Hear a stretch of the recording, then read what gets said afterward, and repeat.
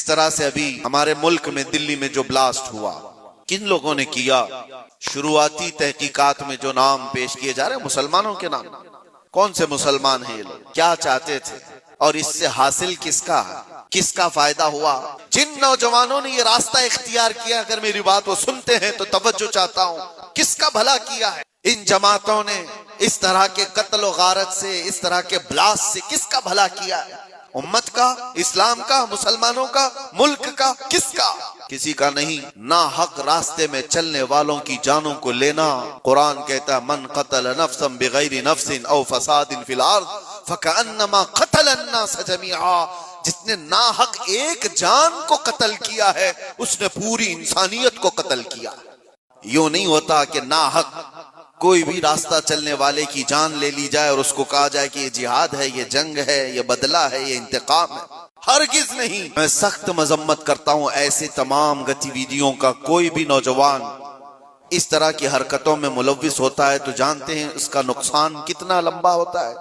ان ظالموں نے جو کچھ بھی کیا، چند مہینوں پہلے کشمیر میں جو ہوا تھا، پہلگام میں چن چن کر کے جن لوگوں کو مار دیا گیا تھا، وہ جو سیر و سیاحت کے لیے گئے تھے وہ کس کے دشمن تھے؟ جن کو انہوں نے پکڑ پکڑ کر کے نام پوچھ کر کے مارا وہ کس کے دشمن تھے؟ یا اسلام کے دشمن تھے، مسلمانوں کے دشمن تھے، یا تمہارے قرآن حدیث کسی کی دشمنی کی تھی جن کو پکڑ کے مارا گیا؟ کیا اسلام میں اس بات کی اجازت ہے کہ کہیں پر بھی کوئی گھومنے آئے اور اس کو مار دیا جائے؟ ان ظالم کتوں نے جن لوگوں کو مارا، اس کے بعد جو دہشت پھیلانے کی کوشش کی، اس کا اثر کیا ہوتا ہے؟ دنیا میں اور دوسری جگہوں پر غیر مسلموں کے پاس یہی میسج جاتا ہے کہ یہ اس طرح تنہا پا کر کہیں پہ بھی قتل کر سکتے ہیں۔ پورے مسلمانوں کو انہوں نے خطرے میں ڈالا۔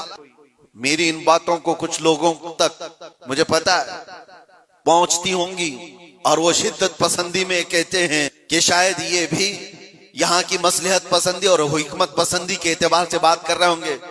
ہم کو یہ ساری مصلحت پسندی کی ضرورت بھی نہیں، ہم کسی کی جی حضوری کرنے کے لیے بات نہیں کر رہے ہیں، ہم بات اس لیے کر رہے ہیں کہ میرے دین پر جب کبھی دھبا لگنے کی صورت آئے تو ہم چیخ کر کے بولیں گے، چاہے وہ ہمارے اندر موجود کوئی منافق ہو، اس کو بھی پکڑ کر کے ہم بے نقاب کریں گے کہ اس کا تعلق میرے مصطفیٰ کی ذات سے ہو ہی نہیں سکتا۔